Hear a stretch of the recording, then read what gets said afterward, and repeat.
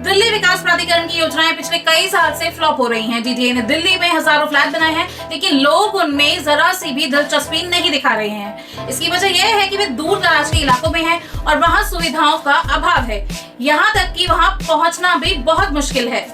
यहाँ मैं आपको बता दूं, दिल्ली ने जनवरी में लॉन्च की थी 3 हाउसिंग स्कीम, लेकिन अब तक केवल 26.5% फ्लैट ही बिक पाए हैं। हाल ही के वर्षों में डीडीए की ज्यादातर स्कीमें फ्लॉप रही है। दिल्ली विकास प्राधिकरण ने 6 जनवरी को 3 हाउसिंग स्कीम शुरू की थी। इन स्कीमों का मकसद कमजोर वर्ग के लोगों को घर देना था, लेकिन लोगों ने इनमें ज्यादा उत्साह नहीं दिखाया।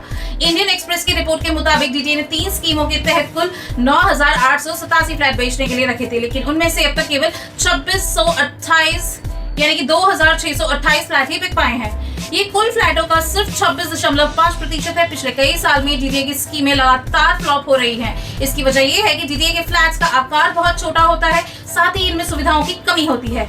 ये फ्लैट ऐसी जगहों पर बनाए गए हैं जहां ट्रांसपोर्ट की व्यवस्था बहुत अच्छी नहीं है।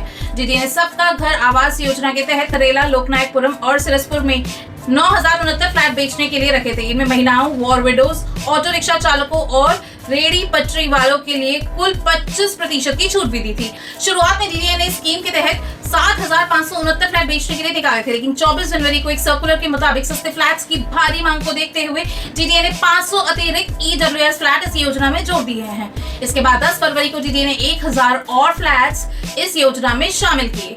यानी मांग ज्यादा होने पर डीडीए ने और फ्लैट बिक्री के लिए निकाले।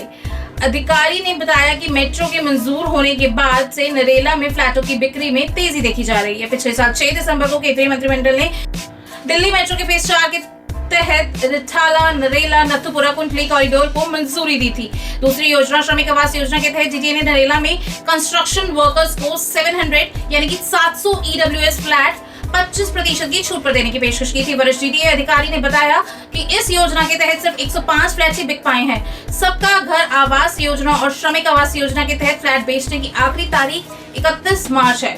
Special housing scheme 2025 e auction के तहत डीडीए ने वसंत प्लस, द्वारका और रोहिणी जैसे इलाकों में एलआईसी, एमआईजी और एचआईजी कैटेगरी में 108 फ्लैट बेचने के लिए निकाले थी। डीडीए अधिकारी ने बताया अभी तक इनमें से 83 फ्लैट ही बिक पाए हैं। ये योजना ऑनलाइन नीलामी के जरिए चल रही है।